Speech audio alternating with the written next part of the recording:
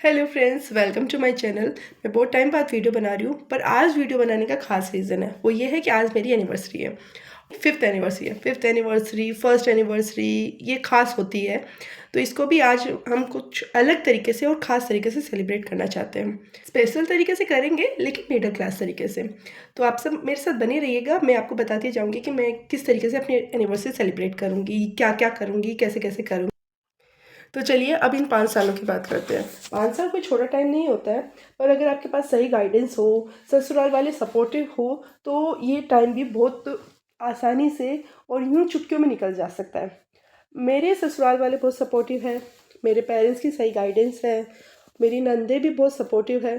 तो ससुराल में रहना इतना कोई टफ़ एंड हार्ड वाला कुछ मुझे लगा नहीं। बहुत ईज़िली ये 5 साल निकल गए। वैसे मैं सिटी में रहती हूँ, मेरे इन-लॉज़ विलेज में रहते हैं, तो मैं उन लोगों के बारे में भी नहीं कह सकती जो अपने इन-लॉज़ के साथ रहते हैं। बट हाँ, मैं आती-जाती रहती हूँ। मैं मतलब 15 दिन अगर यहाँ हूँ, तो 15 दिन वहाँ भी हूँ। ऐसे मेरा आना-जाना लगा रहता है, तो मेरी इन-लॉज़ से मेरी अच्छी बनती है, ऐसा भी मैं कह सकती हूँ। हाँ, जो कंटिन्यू साथ में रहते हैं, उनकी बात अलग हो सकती है, लेकिन मेरी इन-लॉज़ से अच्छी बनती है, ये भी है। हाँ, और ये भी है कि मेरी नंदे भी मेरे सपोर्टिव है। मतलब अगर ऐसा कभी हो जाता है कि मेरी सास मुझे कुछ कहती है कि सुरभि तूने ये गलत किया है, तुम्हें ऐसे नहीं करना चाहिए, तुम वो इतना सा दिमाग नहीं लगा सकती हो, तो मेरी नंदे मेरे सपोर्ट में आ जाती है कि भाभी अभी छोटी है, तुम उसे समझाओ कि ये सही नहीं है, ये गलत है, तुम बताओगी तो वो सही से करेगी, उसे रिचुअल्स बताओ। तुम वो मेरी सपोर्ट में होती है। ऐसा नहीं होता है कि अगर मेरी सास मुझे डांट रही है तो वो साइड में बैठ के मज़े ले रही होती है, ऐसा नहीं होता है। वो मेरी सपोर्ट में बोलती है कि ऐसा हो गया था, इस वजह से ये गलती हो गई है। मिस्टेक सबसे होती है। अभी मेरी इतनी भी एज नहीं है कि मैं रिश्तों को संभाल सकूं, इतनी मैच्योरिटी मेरे अंदर नहीं आई है। तो वो सीखते सीखते ही आती है। तो इसमें मेरी इन लॉज़ का, मेरी नंदों का या फिर मेरे पेरेंट्स का बहुत हेल्प है, जिसकी वजह से मैं बहुत इजीली कह सकती हूँ हैंडल कर सकती हूँ ये सारी चीज़ें। हाँ, उन लोगों को बहुत डिफ़िकल्ट होती है जिनकी नंदे उनकी हेल्पफुल नहीं होती है, या इन लॉज़ से उनकी बनती नहीं है, या इन लॉज़ अच्छे नहीं होते हैं। मुझे लगता है कि मैं इन सब में लकी हूँ कि मेरे को हर तरफ से हेल्प मिल रही है। चाहे मेरी दूर के कज़न्स के फैमिली मेम्बर जो हो, इन-लॉज़ के फैमिली मेम्बर हो, उनसे भी मुझे हेल्प मिलती है। ऐसा नहीं होता कि उनसे मुझे हेल्प नहीं मिलती। मुझे हेल्प मिल रही है तीनों चारों तरफ से, तो इसलिए मेरे लिए बहुत ईज़ी है। मैं सबका नहीं कह सकती हूँ, हाँ, लेकिन मेरे लिए ससुराल में रहना ईज़ी है। सो स्टे ट्यून्ड कि हम मिडिल क्लास लोग अपनी 5th एनिवर्सरी किस तरीके से स्पेशल करते हैं। तो बहुत ज़्यादा धूम धड़ाका कुछ नहीं होने वाला है, लेकिन फिर भी आप मेरे साथ बने रहिएगा और देखिएगा कि मैं कैसे सेलिब्रेट करती हूँ। तो ये रहे मेरे फेवरेट, और शायद मैंने कुलचे बोला था, लेकिन ये कुलचे नहीं भटूरे हैं, तो आप थोड़ा मैनेज कर लीजिएगा। I am back. तो ये है मेरा आज का लुक, और अब हम जा रहे हैं गोविंद देव जी। आज का यही प्रोग्राम है।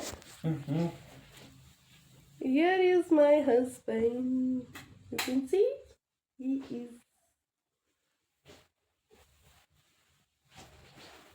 तो अब हम जा रहे हैं, आपको गोविंद देव जी के मंदिर में मिलते हैं।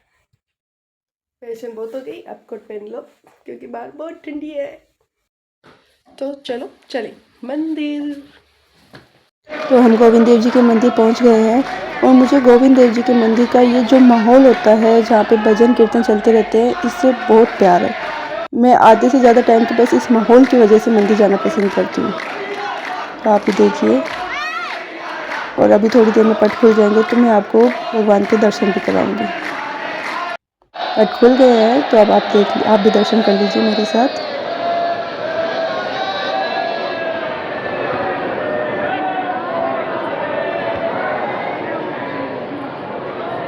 इसके बाद हम गोपीनाथ जी के मंदिर आए हैं।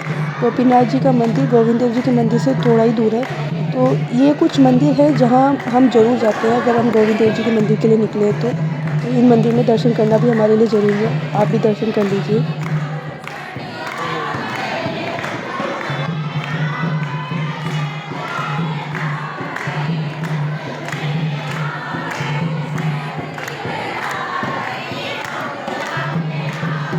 और उसके बाद हम ताड़केश्वर महादेव मंदिर गए हैं, जो भी गोविंद देव जी के मंदिर से थोड़ा ही दूर है।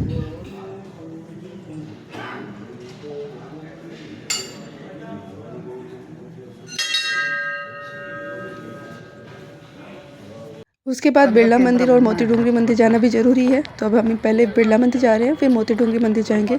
यहाँ के मैं आपको दर्शन नहीं करा सकती हूँ, इसलिए आप बाहर से ही हाथ जोड़ लीजिए।